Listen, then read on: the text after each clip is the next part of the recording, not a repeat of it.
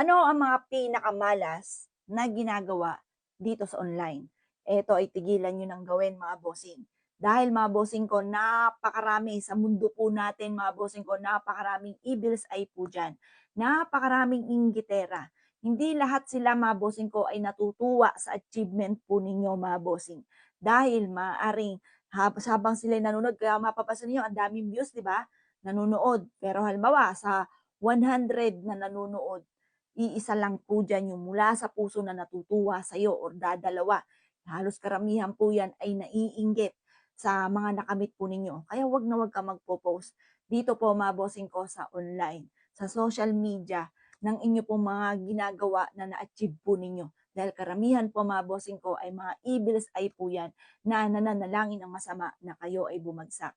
Kung mapapansin niyo mga bossing ko, yung mga mayayaman, meron ba kayong kakilalang mayayaman? Halimbawa, sina Henry C. Meron bang sila mismo, binibidyo sila pero hindi sila mismo ang nagpapakita ng rangya po nila mga bossing. Pero kahit hindi naman ipakita, alam naman po natin, di ba? Mas okay po yun. Kesa po yung pinapakita mo yung rangya mo kasi maraming ibilis ay nananalangin ng masama na bumagsak, kaya minsan nauudlot tuloy ang swerte. Mas mainam, swertihin ka na ng tahimik ka lamang para smooth na daloy ng swerte. Kesa po sa lagi mo ipinapakita yung achievement ninyo, wala naman natutuwa kundi kayo lamang din or kaya bihira din. Ultimo kamag-anak, hindi rin madalas diyan natutuwa. Meron daw naiinggit din mga bossing. Kaya mas mainam, suluhin nyo na lamang po mga boss. Kasi marami nga po na naiinggit. Karamihan po dyan natin yung laki ng views, pero ilan po yung nag-heart. Minsan may nag-heart pa. Ang tanong kung totoo, naiinggit po yan, nanalangin ng masama. Kaya mas mainam, sarili na lang po natin para walang, kumbaga hindi makontra yung swerte. Pansinin niyo madalas yung mga binabatikos, nagkakaroon ba ng mga negatibo? Kumbaga nakakaisip tuloy sila ng kung ano-ano. Naku, ako mahirap na lang ikwento mga bossing. Mahirap ng ikwento.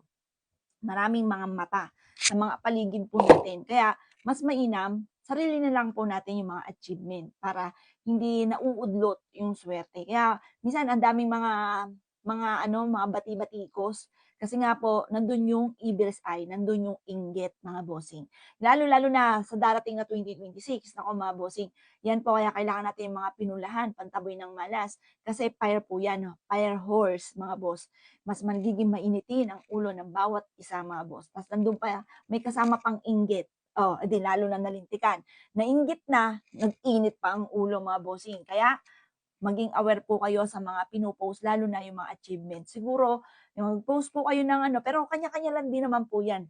Base lang po ito sa meron ako nakakwentuhan na mayaman na hindi talaga siya nagpo-post sa mga achievements, simpleng-simple lamang po siya. Pero nagba-vlog siya, ibang pamamaraan, pero napakayaman po niya.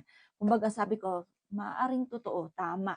Kasi dati, may ganun ako sitwasyon. Nag-post ako, mga boss. Ayoko na lang ikwento mga bossing ko kasi nakalipas na rin naman po yun. Pero naisip ko, totoo, tama po siya. Kaya mainam mga bossing ko ay ano ka na lang, kumbaga pasalamat na lang. Doon natin nasabihin sa itaas na salamat sa mga blessing na pinagkaloob. Tapos para smooth, tahimik, ang daloy ng suwerte sa atin at saka masayang pamilya mga bossing. O siya mga boss, good luck po sa inyo po lahat.